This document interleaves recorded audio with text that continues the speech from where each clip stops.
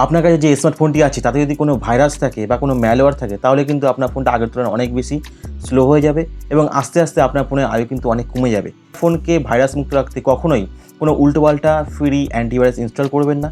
এতে করে কিন্তু উল্টো জিনিস হতে পারে, আপনার ফোনে উল্টে কোনো ভাইরাস বা ম্যালওয়্যার চলে আসতে পারে। কোনোরকম কোনো অ্যাপ ছাড়াই মাত্র 3টি পদ্ধতিতে আপনি আপনার ফোনকে ভাইরাস মুক্ত রাখতে পারেন। প্রথমত, আপনি প্লে স্টোর ছাড়া অন্য কোনো জায়গা থেকে আপনি কোনো অ্যাপ ইনস্টল করবেন না। 2 নম্বর হচ্ছে আপনি না জেনে না বুঝে কখনোই অজানা লিঙ্কে ক্লিক করবেন না। আর 3 নম্বর যেটা হচ্ছে সেটা হচ্ছে চলে আসুন আপনার প্লে স্টোরে। উপরের ডান দিকের কর্নারে আপনি চলে আসুন আপনার প্রোফাইল পিকচারে।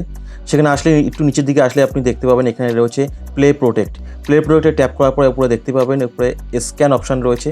এখানে স্ক্যান করলে কী হবে, আপনার ফোনে যদি কোনো হার্মফুল অ্যাপ থাকে তাহলে প্লে স্টোর অটোমেটিক্যালি নিজে থেকেই আপনাকে জানিয়ে দেবে যে আপনার ফোনে কী কী হার্মফুল অ্যাপ রয়েছে।